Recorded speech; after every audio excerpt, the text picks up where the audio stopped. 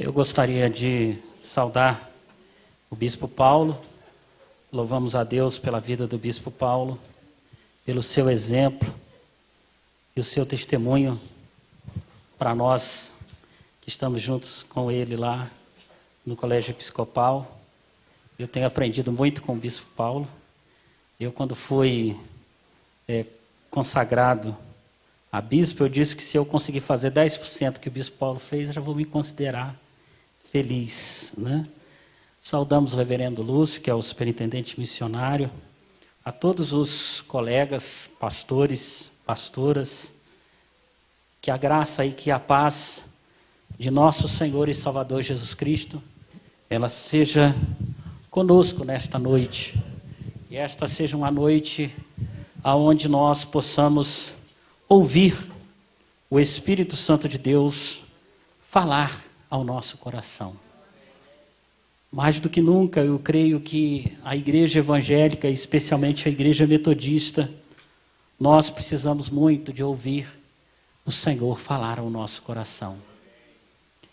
Nós queremos agradecer por essa oportunidade de estarmos aqui juntos com vocês, com parte, da região que se multiplicou, e nós tivemos esse privilégio de ser pastor em duas igrejas na primeira região, que foi Barra Mansa e o Catete, e em duas igrejas na sétima região, que foi Teresópolis e Cabo Frio. E eu me sinto pessoalmente muito alegre em poder rever alguns colegas daquela época, que trabalhamos juntos no mesmo distrito. Tivemos o privilégio e a oportunidade de fazer a missão que o Senhor nos confiou juntos, E ver outros colegas que eu tive a oportunidade de dar aula lá no Bennett e que hoje estão aí sendo ricamente também abençoados no seu ministério. Quando a gente está aqui junto, a gente começa a pensar no passado, E ver que o passado, ele não ficou para trás, mas ele serve para o nosso presente e para o nosso futuro, aquilo que nós idealizamos como igreja metodista no Brasil, aquilo que nós idealizamos como povo do Senhor em terras brasileiras, E nós sabemos que temos muitos desafios nesse sentido. Eu, pessoalmente, não vou poder ficar muito mais além do que até amanhã, depois do almoço, com vocês. Infelizmente, nós temos 2 projetos missionários.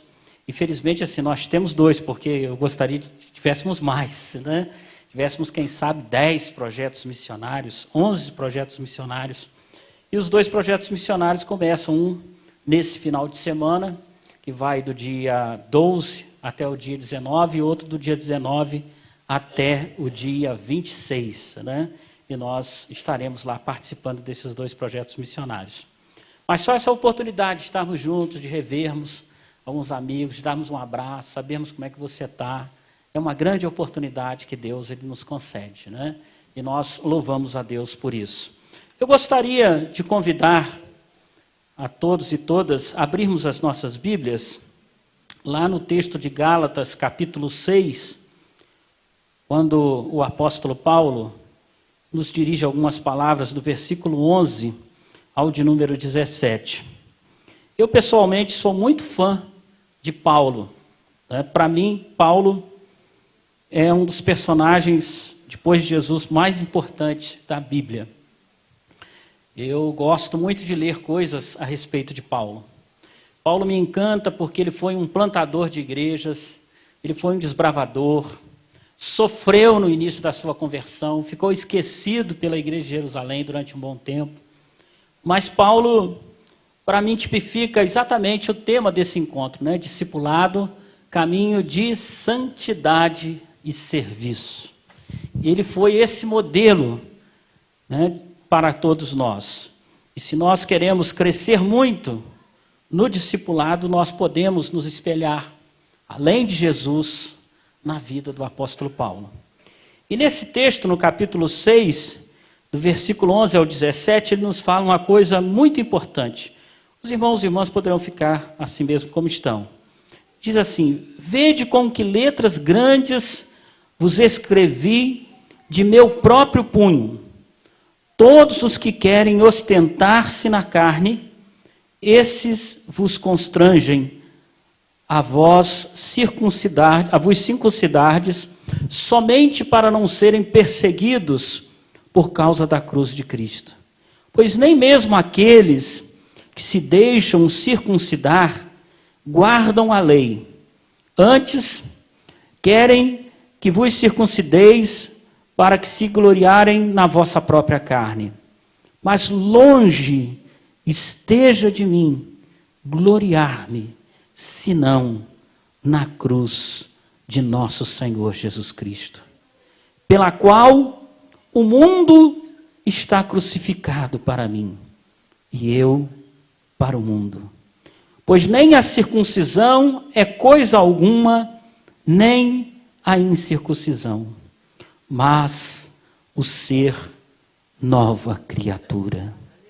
E a todos quanto andarem de conformidade com esta regra, paz e misericórdia sejam sobre eles e sobre o Israel de Deus.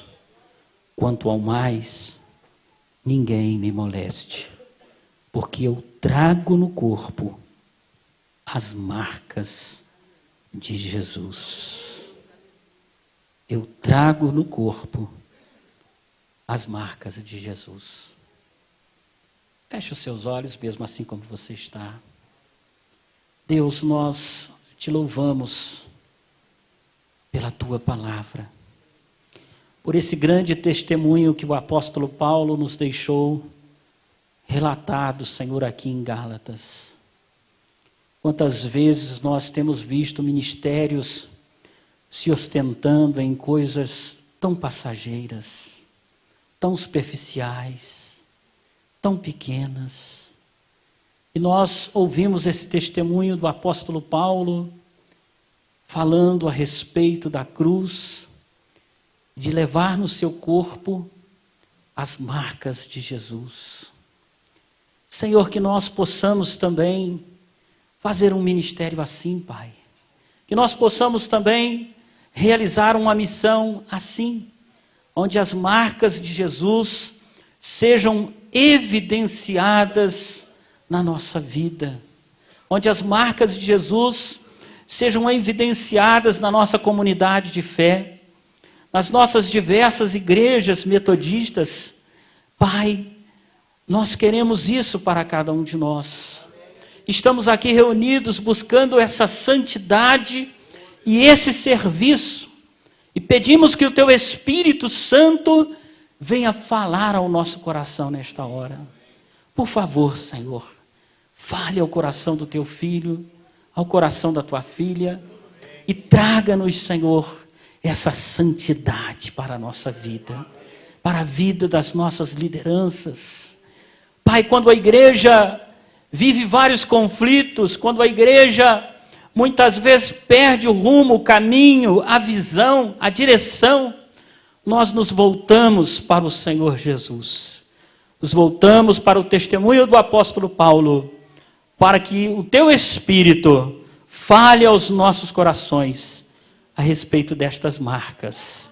Te pedimos isso, Pai, e humildemente já te agradecemos pela fé, em nome de Jesus.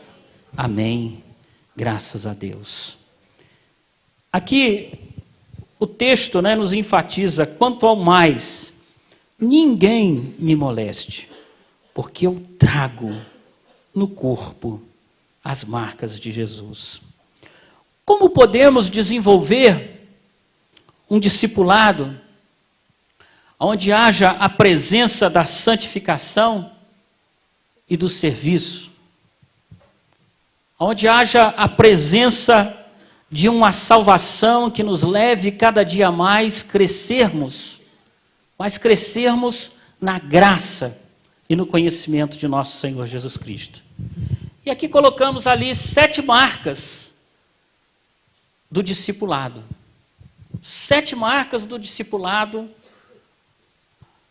daquilo que Jesus quer enfatizar na nossa vida, e que foram muito bem enfatizadas na vida e no ministério do apóstolo Paulo. São marcas simples, como vocês vão observar, mas são marcas profundas, que certamente falam ao nosso coração, nos relembram o chamado que um dia o Senhor nos fez e que muitas vezes nós já temos perdido de vista há tempo.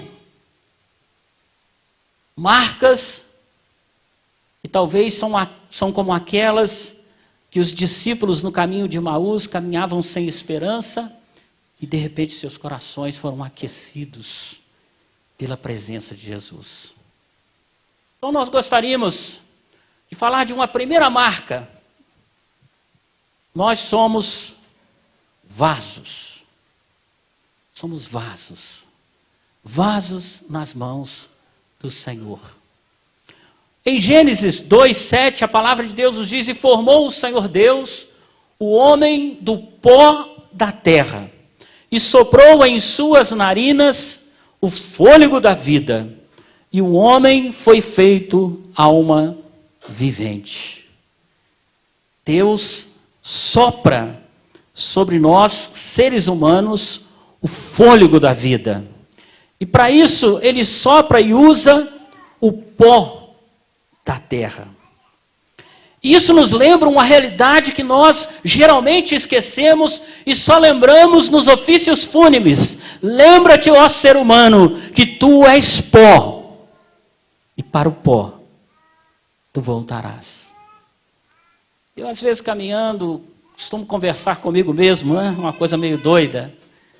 E muitas vezes eu fico recordando fatos que acontecem na vida e fico pensando, se nós pensássemos que nada somos, que não passamos de pó, talvez seríamos mais humildes, mais tolerantes, mais humanos, menos prepotentes, menos autoritários, menos ditadores. Nós precisamos, no discipulado, de nos voltarmos para o vaso, de entendermos que nós apenas somos vasos nas mãos do oleiro. E ser vaso significa ser humano, humanidade, moral, caráter. Eu costumo dizer que quem nos criou, os seres humanos, foi Deus e não foi o diabo, mas existe dentro da igreja certas doutrinas que tentam negar a humanidade do homem. Jesus foi 100% divino, mas foi 100% humano. Não é negando a minha humanidade que eu vou ser um discípulo de Jesus, mas é colocando a minha humanidade nas mãos desse mestre que vai cuidar dessa humanidade, vai trazer o senso moral na minha vida, vai me fazer um homem, uma mulher de caráter.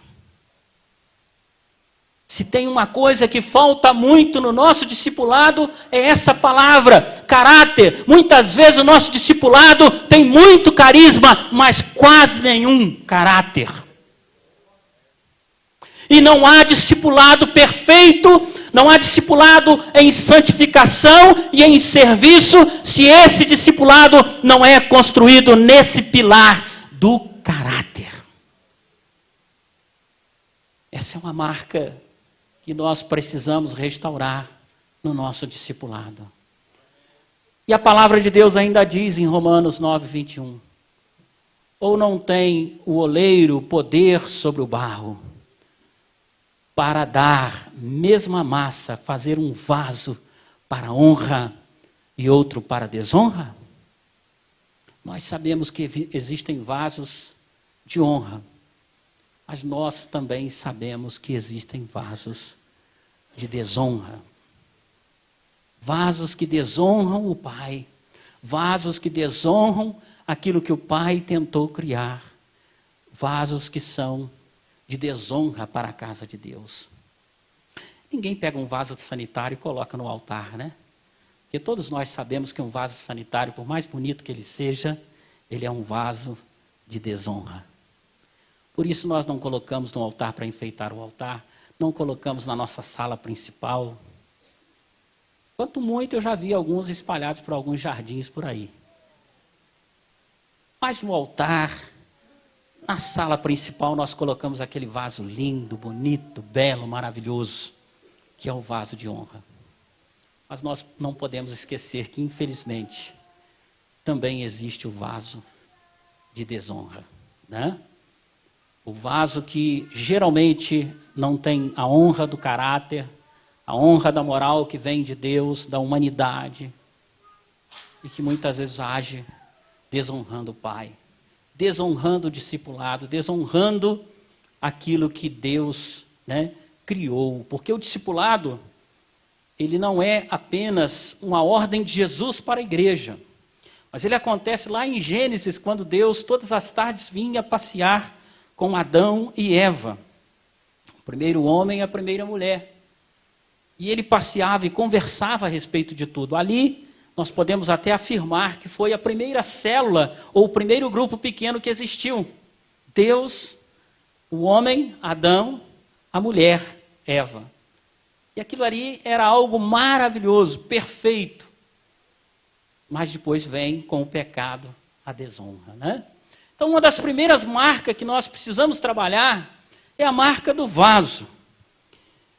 Lembro-me de um corinho que diz: eu quero ser, Senhor amado, como um vaso nas mãos do oleiro.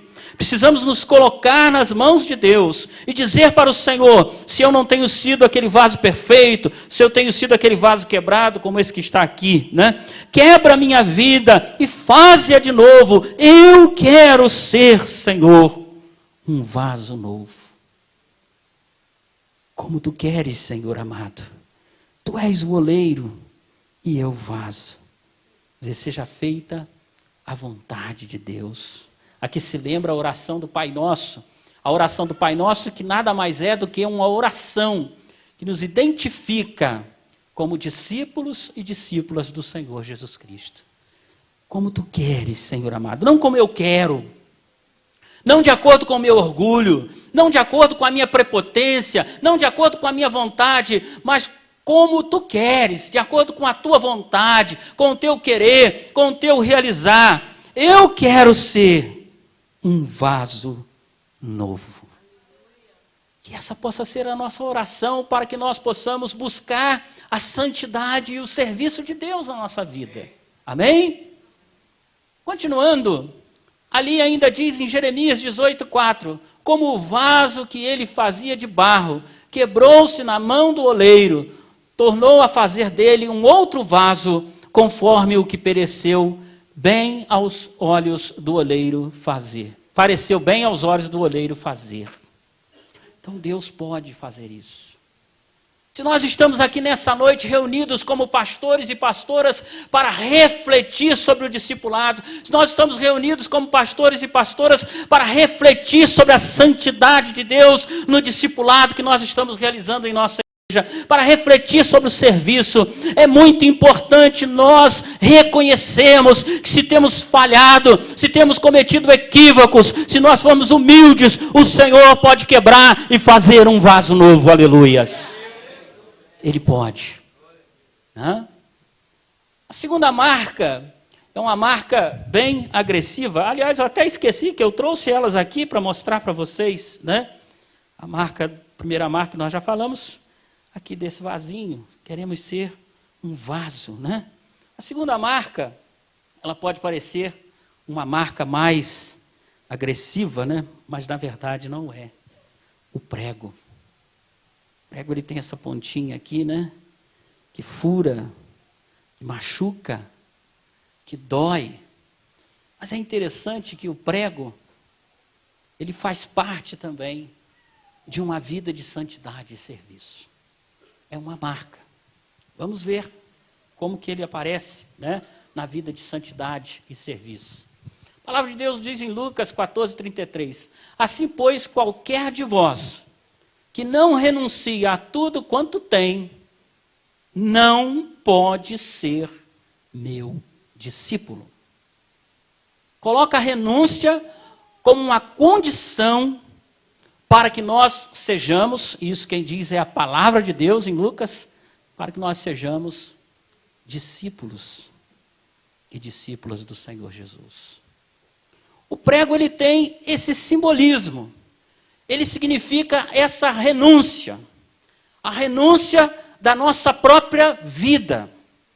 A renúncia das nossas vontades. A renúncia dos nossos desejos.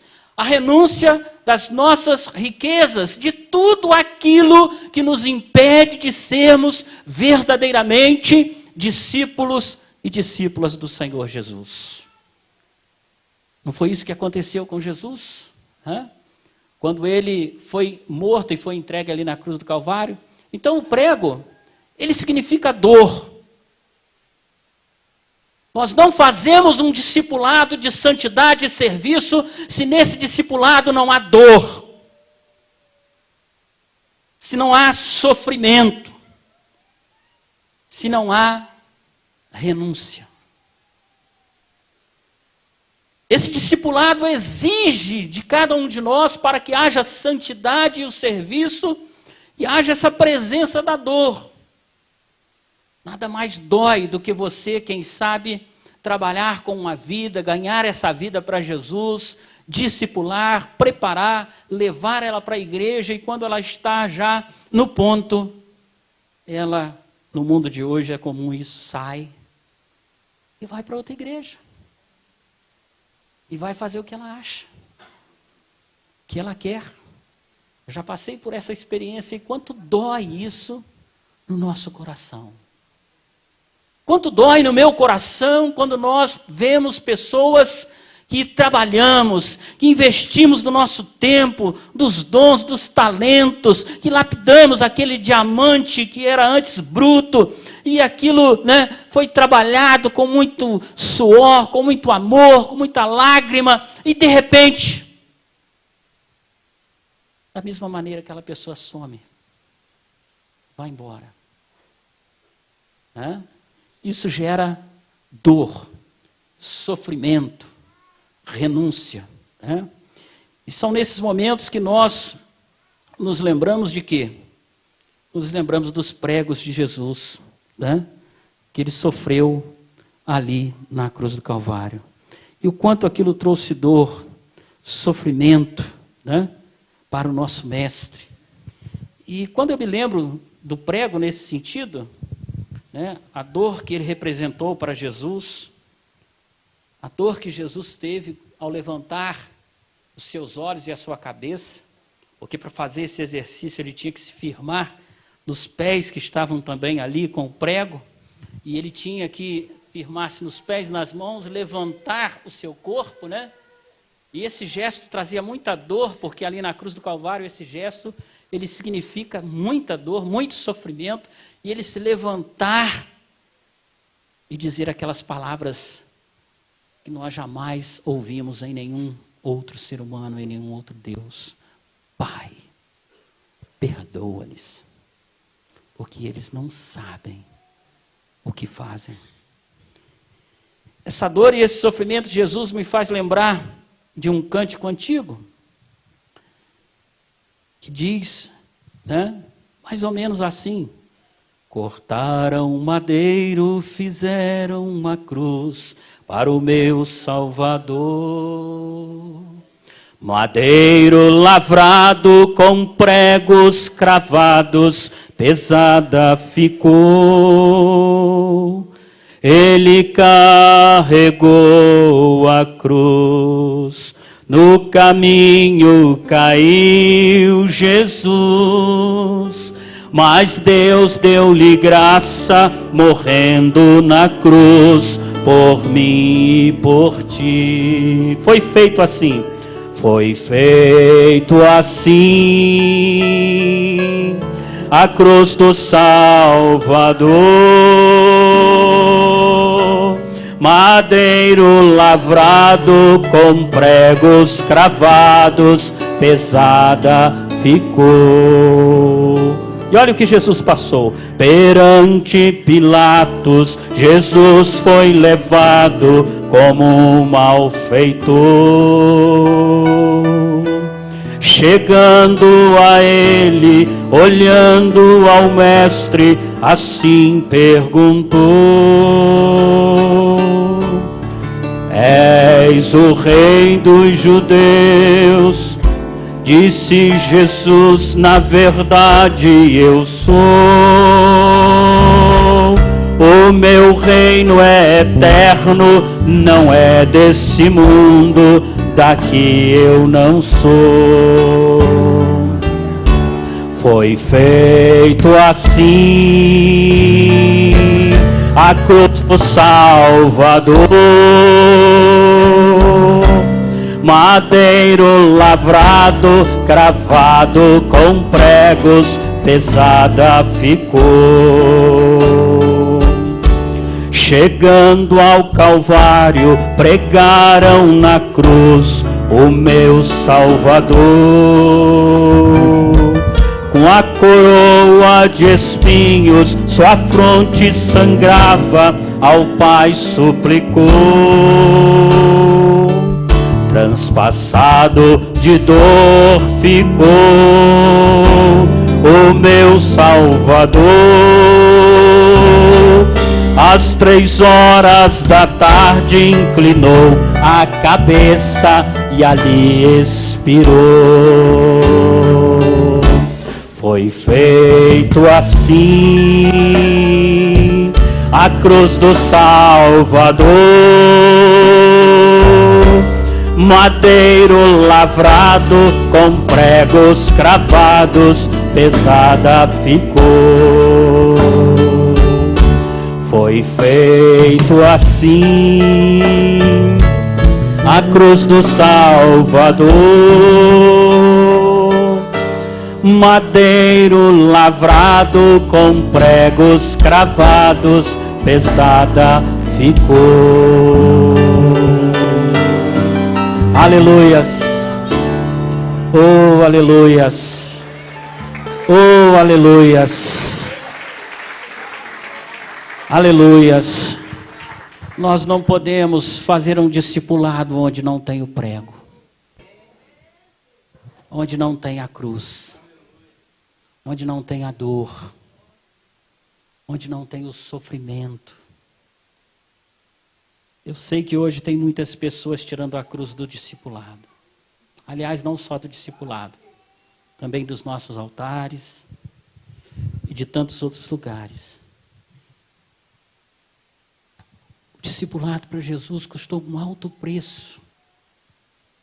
Custou a sua morte na cruz do Calvário.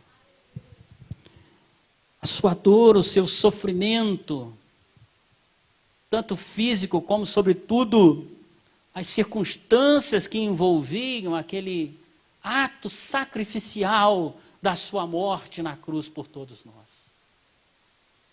Os pregos, eles têm esse significado. Eles também podem significar muito mais em nossa vida. Uma terceira marca são as uvas. Eu trouxe aqui um cachinho de uva feinho, né? Fraquinho, né? Mais bonito é aquele que fica no altar. E lá em Cabo Frio era lindo, bonito, maravilhoso, mas não passava de plástico às vezes, né? Os enfeites hoje que se fazem muito modernos. Mas a uva, ela tem um significado muito profundo no discipulado, né? Eu gosto muito, por exemplo, João 15, onde Jesus fala: eu sou a videira verdadeira e o meu pai é o agricultor. E ali ele fala, né, do discipulado com uma pedagogia e uma facilidade maravilhosa. Mas essa videira verdadeira, essa uva, ela significa, sobretudo, o sangue do Senhor Jesus Cristo, que foi naquela cruz, derramado por todos nós. E é interessante que esses símbolos, eles têm se perdido, né, na vida de cada um de nós que somos discípulos e discípulas do Senhor Jesus.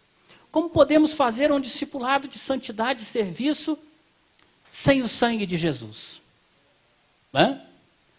O sangue de Jesus, ele é poderoso.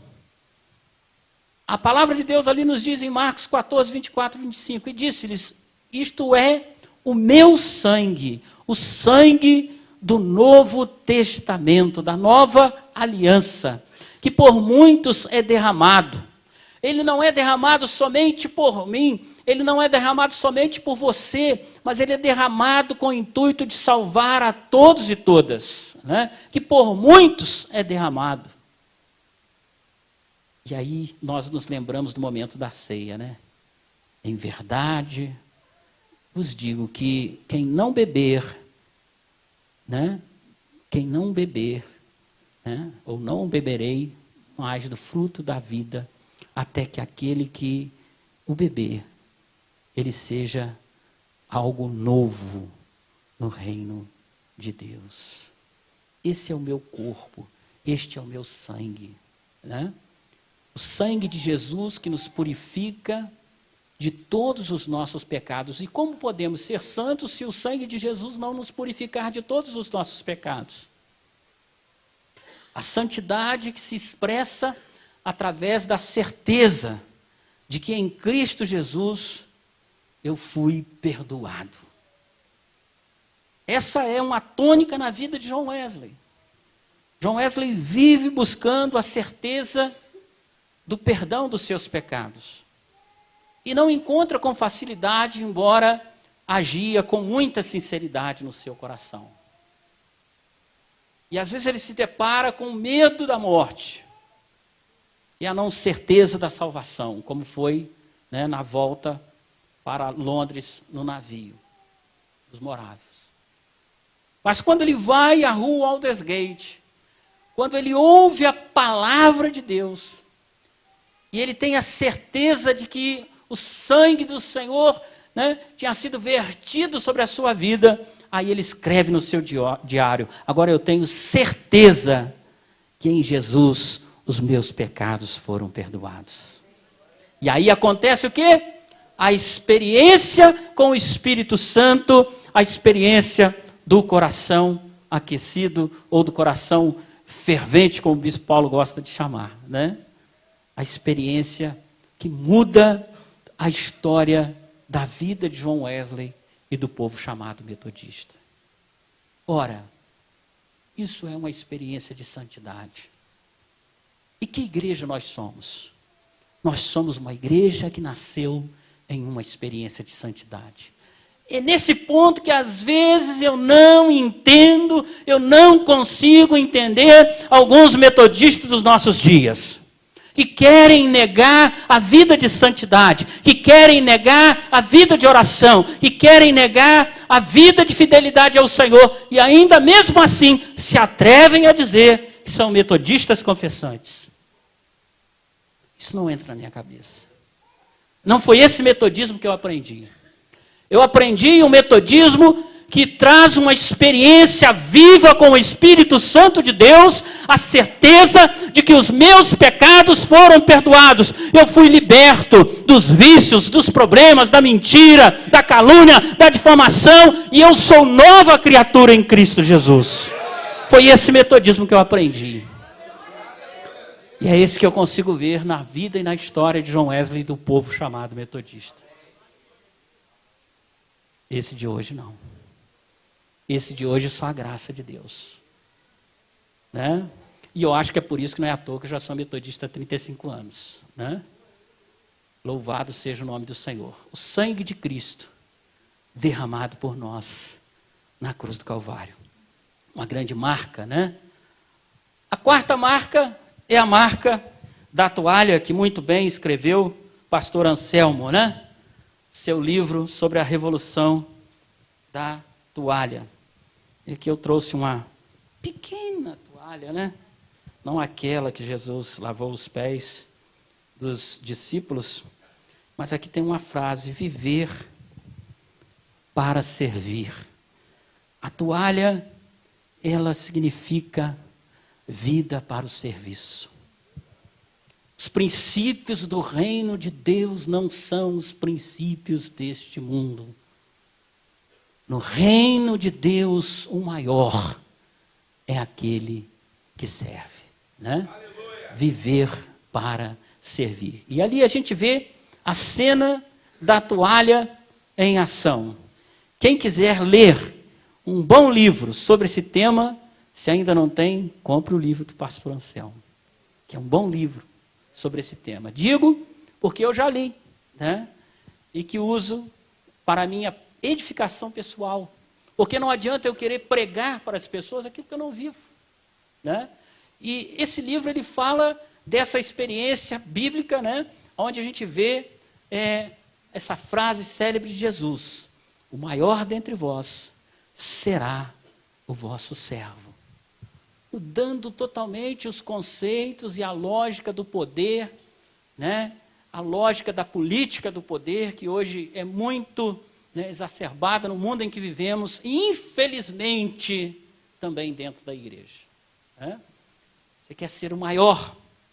Seja servo, seja serva, pegue a toalha, viva para servir. Esse será o maior no reino dos céus, né? Que não são os princípios aqui da terra. Mas se você quer realmente viver um discipulado de santidade, de serviço, aprenda a servir. Aprenda a lavar muitos pés. Isso certamente vai te trazer diversos ensinamentos a respeito da prática ministerial de Jesus. Muitas vezes temos que sair, né, dos nossos altares, dos nossos tronos, e ir lá aonde o povo está e aprender a servir este povo e não ser servido por este povo. Há dois tipos de discipulado, há dois tipos de ministério hoje no mundo. Há o ministério daqueles que se servem do povo, que exploram o povo, que acabam com o povo, e há o ministério daqueles que servem o povo, né? Viver para servir. Serviço, ser servo e ser serva. Não sei se você já parou para pensar nisso. Nós não vamos levar nenhum outro título desta terra senão este, né? Pastor, pastora, né? Bispo, sei lá, apóstolo, alguns têm esses títulos aí, né? Alguns já brincaram que eu agora virei apóstolo por causa da barba, né? Mas que nada. Eu prefiro o título servo. Eu prefiro o título serva. Viver para servir.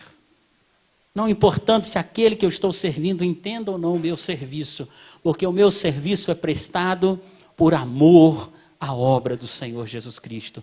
Da mesma maneira que pessoas me serviram, da mesma maneira que pessoas investiram na minha vida, acreditaram em mim, quando eu estava lá no alcoolismo, quando eu estava lá no mundo, eu também hoje sou chamado para servir. Para servir. Para estar servindo a todos e todas que estão nesse propósito, né? Outro versículo bíblico: e ele, assentando-se, chamou os 12 e disse-lhes: se alguém quiser ser o primeiro, será o derradeiro de todos, ou o último, e o servo de Deus, o servo de todos. Se você quer ser o primeiro, você tem que ser o servo de todos, a serva de todos. Servir ao Senhor. Ministério do serviço, né? Algo que realmente traz uma grande crise em muitos corações.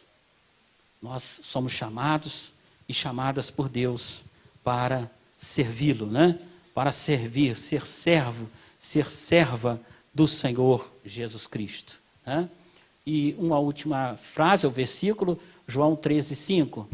Depois deitou água numa bacia e começou a lavar os pés aos discípulos e a enxugar-lhes com a toalha com que estava cingido. Não sei se você já experimentou. Eu acho que hoje essa cerimônia ela virou apenas alguns momentos na vida da igreja, mas ela deveria ser uma cerimônia mais significativa, né? Mais atuante na vida da igreja. Eu creio que, especialmente quando a gente recebe novos convertidos na vida da igreja, a gente logo deveria levá-los a uma cerimônia, a um ritual, para que eles entendessem que eles não estão na igreja para que, senão, servir as outras pessoas. Servir ao povo, servir ao Senhor Jesus, servir a comunidade de fé. Quem é servo e quem é serva entende uma regra fundamental, que o Senhor é o Senhor Jesus. Ele é que morreu na cruz por nós. Quantas vezes eu já pastoreei igrejas, né, que nós, às vezes, pastores e pastoras, falamos a igreja dos donos. A fulano de tal é o dono da igreja, ciclano de tal é o dono da igreja. Quando disserem isso para você, você pergunte se ele nasceu de uma virgem. Pergunte se ele morreu e se ele ressuscitou o terceiro dia. Se ele não conseguir responder nenhuma dessas perguntas, eu creio que não vai conseguir responder nem a primeira, então você fala para ele assim, ó, vai plantar batata e vai servir ao Senhor. A igreja é de Deus, só o Senhor é o Senhor da igreja. Nós não mandamos na igreja, nós não dirigimos a igreja, nós não somos donos da igreja. O dono da igreja é o Senhor Jesus Cristo. Foi Ele quem morreu para a igreja, foi Ele quem nasceu da virgem, foi Ele quem ressuscitou o terceiro dia. Eu não morri por nada nem por ninguém e nem teria coragem, mas Ele teve, Ele deu a sua vida por nós. Porque Ele é o Senhor da igreja. Se queremos um discipulado de santidade e serviço, nós precisamos entender nisso. E você não manda na igreja, você não é dono da igreja. Você está ali por um instante. Basta pegar a lista de pastores e pastoras que passaram por ali e você vai verificar que daqui a algum tempo será mais um naquela lista. Mas se você for servo, será lembrado por todos e todas daquela igreja. Porque soube honrá-los com o ministério da toalha, do serviço, de servir ao Senhor. Amém? A quinta marca, o óleo, né? Como fazer um ministério sem unção? Não tem como, né? Então nós precisamos do óleo, o óleo, a presença do Espírito Santo de Deus na nossa vida. Em Lucas 10, 33, 34 diz, mas um samaritano que ia de viagem, chegou ao pé dele e, vendo, moveu-se de íntima compaixão. E, aproximando-se, atou-lhe as feridas, deitando-lhes azeite e vinho, e pondo sobre a sua cavalgada, levou-o para uma estalagem e cuidou dele, pondo-lhe azeite e vinho. O óleo, para nós metodistas, ele também é um símbolo muito importante, né? Ele simboliza a presença do Espírito Santo de Deus. O Espírito curador, o Espírito consolador, o Espírito restaurador, o Espírito renovador. O Espírito Santo de Deus, que é a terceira pessoa da Trindade e que caminha conosco. Está presente conosco nesta noite, neste lugar. Está aqui, né, ansioso para ser derramado sobre as nossas vidas, para que nós possamos, sendo uma vez restaurados por estas marcas, confiarmos mais nele, menos em nós, menos na nossa capacidade, né, menos no nosso status quo, e confiarmos mais nele. No Espírito Santo de Deus. Espírito Santo de Deus, deixa eu colocar ele aqui, representado aqui no óleo, né? E ele significa exatamente isso. Cura, unção, Espírito Santo.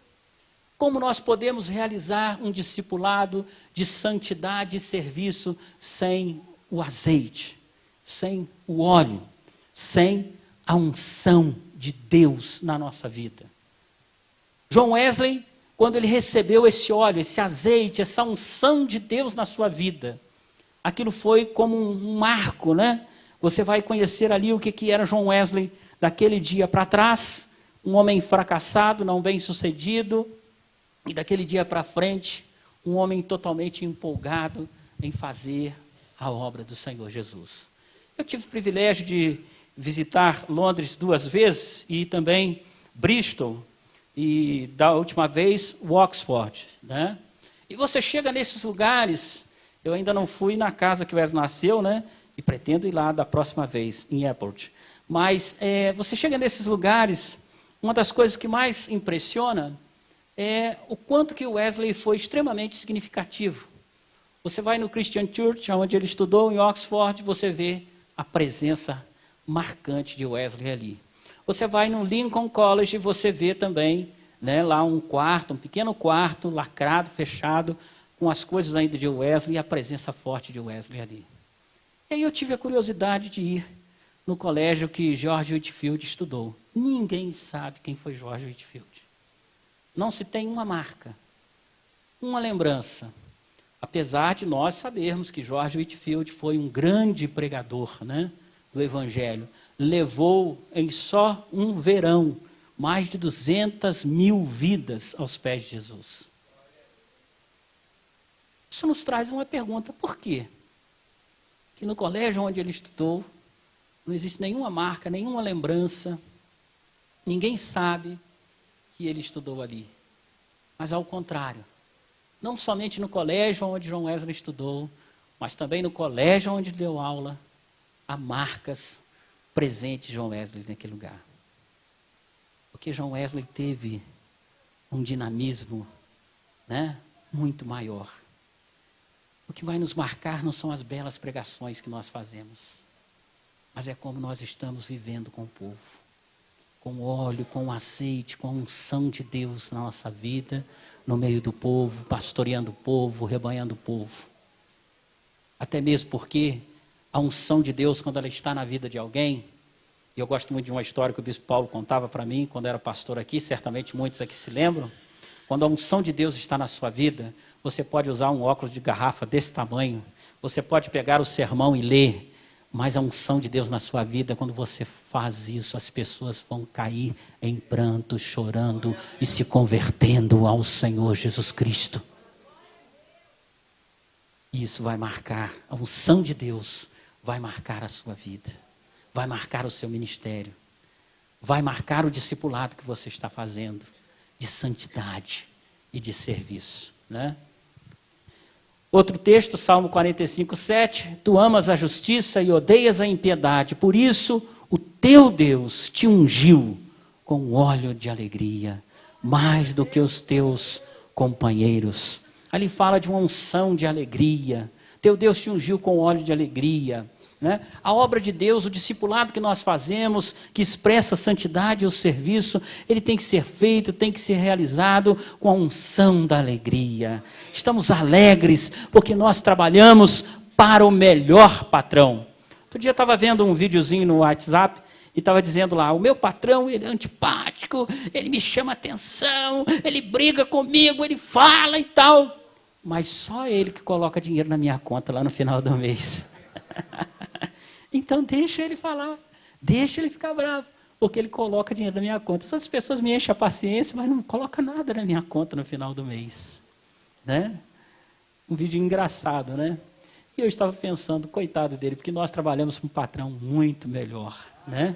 Muito mais transbordante. Eu me lembro, vocês devem se lembrar que a gente estava no último encontro nacional de pastores e pastoras, lá em Guarapari, e o bispo João Carlos, ele pregou a respeito da importância do ministério pastoral.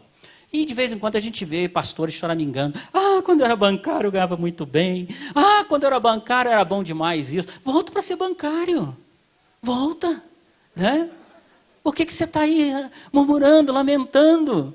Ministério pastoral realmente não é para o bancário. Ministério pastoral não é para o cara que trabalhava lá, era vendedor, ganhava comissão alta. Ministério pastoral é para quem tem esse óleo, essa unção, esse poder do Espírito Santo de Deus na sua vida. E estamos bem melhor do que estávamos, né? E o bispo João Carlos pregava sobre isso. Que muitas vezes a gente vê pessoas murmurando, né, chorando, lamentando no ministério pastoral. Então larga, vai embora enquanto é tempo, porque talvez você seja um que esteja atrapalhando o crescimento em santidade e serviço.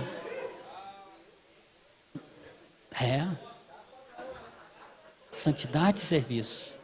Não é errado você ser bancário, não. Aí vai lá para a igreja, senta lá no banco, se quiser dar glória a Deus, se não quiser não dar glória a Deus. E você vai para o céu a si mesmo, né? Vai para o céu, porque Deus é misericordioso. Mas no ministério pastoral tem que ter algo a mais. Algo além. E esse algo a mais e além é a unção do Espírito Santo de Deus. Não fomos nós quem escolhemos o Senhor Jesus. Está lá em João 15. Pelo contrário, foi Ele quem nos escolheu e nos designou e nos nomeou. Aonde você está, você não foi nomeado pelo bispo, mas você foi nomeado por Deus para fazer diferença naquele lugar, em nome de Jesus. Deixa de murmurar e faça o trabalho na unção do Espírito. E você vai ver se as coisas não acontecem. Você vai ver se não dá certo em nome de Jesus. Eu, como bispo hoje, eu sei que de vez em quando eu erro também, né? E se eu erro, você pede a Deus para Deus consertar, que Ele conserta, né? Ele é melhor do que eu. Ele conserta, né? Nós bispos erramos, né? Mas o Senhor conserta, Ele é misericordioso, né? Vamos ver a sexta marca, a semente, né? A semente que é o quê? A palavra de Deus, né? E ali nós nos lembramos da parábola da semente.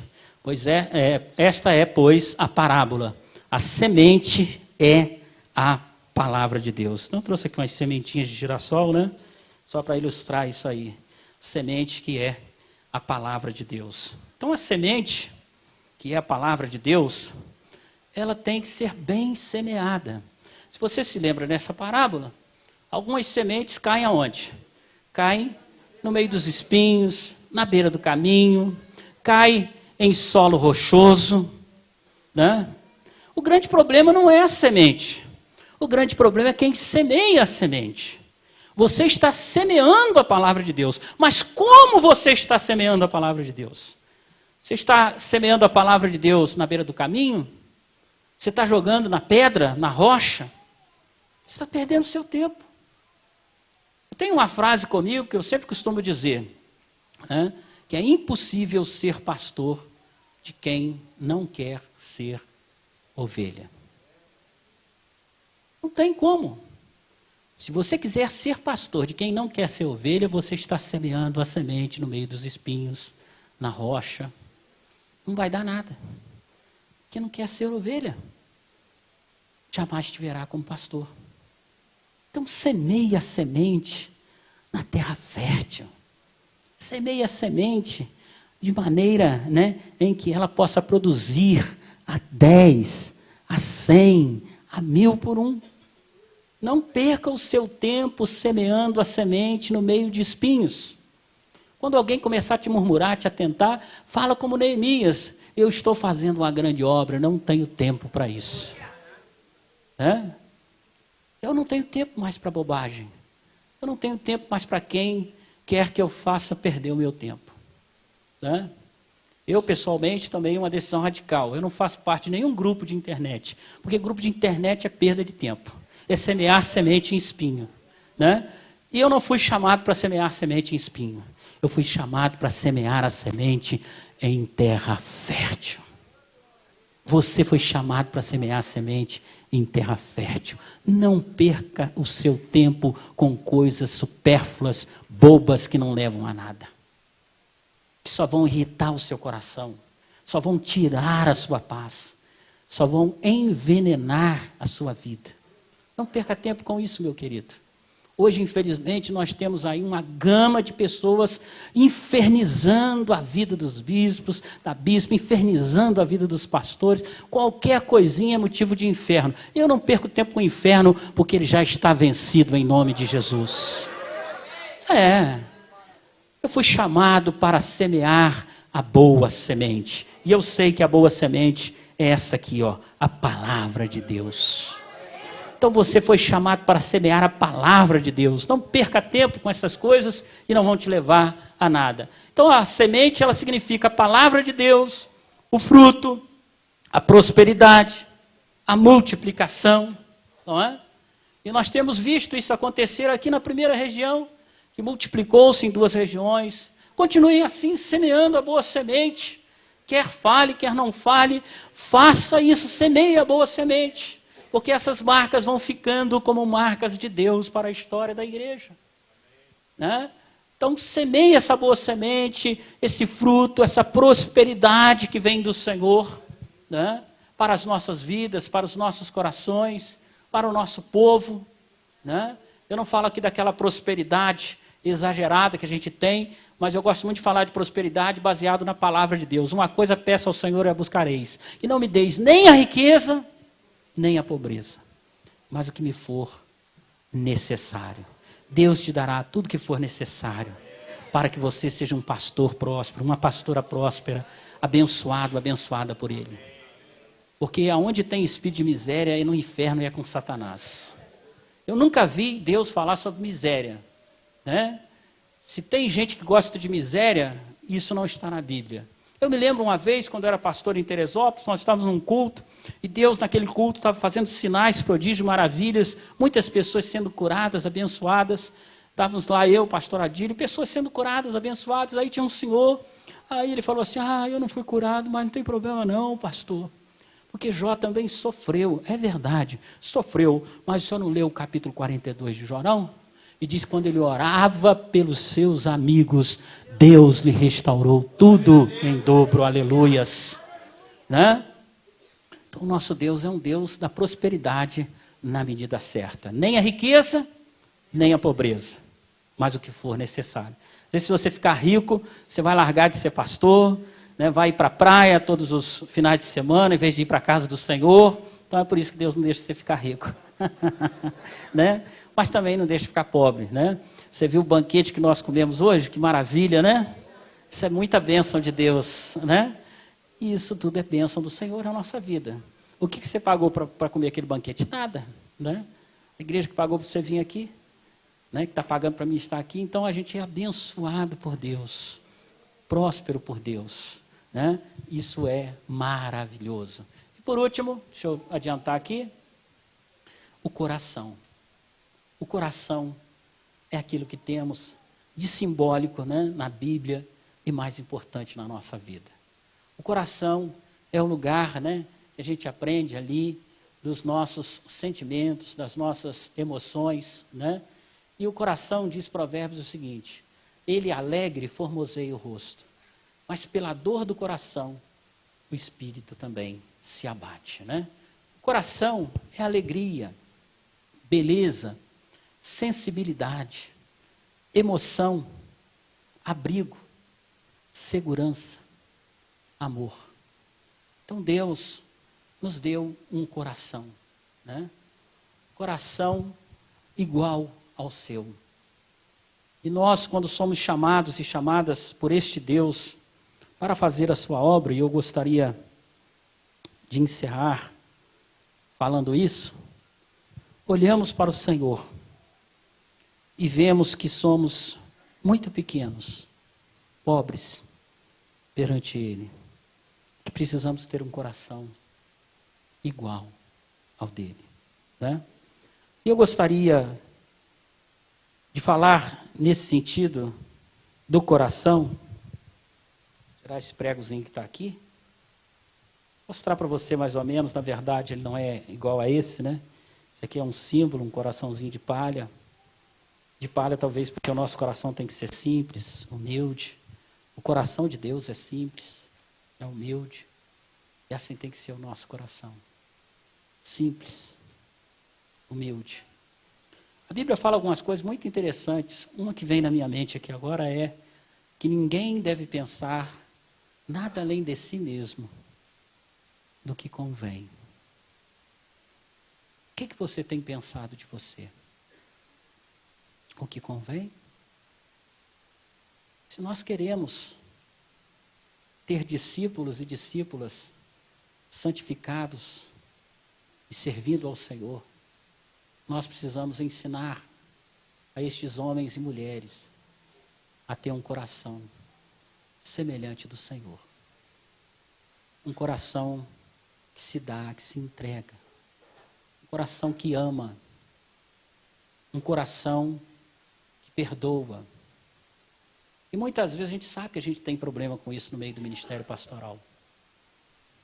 Eu já vou fazer 29 anos de ministério pastoral. Portanto, dentro do meu chamado, da minha vocação, se tem uma coisa que eu não sou, é ingênuo. E quantas vezes eu vejo colegas que não falam com colegas, e antes eram grandes amigos, aí a gente nomeia um colega para a igreja do outro, viram grandes inimigos. Quantas vezes a gente quer fazer o nosso ministério em cima do erro do outro? Quantas vezes a gente acha que é melhor? Porque nós não temos um coração ensinável. Quem não tem um coração ensinável não serve para ser discípulo ou discípulo. No discipulado, todos nós sabemos que o mestre é Jesus. Não queira dar uma de mestre. Aqui não tem pessoas ingênuas. Saiba que você é tão discípulo como eu. Eu sou tão discípulo como você. Na igreja nós temos funções diferentes. Eu estou em uma função hoje um pouco diferente da sua. Mas isso não me faz melhor do que você. Todos nós devemos nos espelhar no nosso Senhor e ter um coração igual ao dele. Coração simples, humilde, que tem perdão, amor, paz, alegria. Coração que, como diz ali, né, tem alegria, coração saudável. Coração que se emociona com as experiências, com a graça, com a unção do Espírito de Deus. Eu agradeço a oportunidade, em nome de Jesus.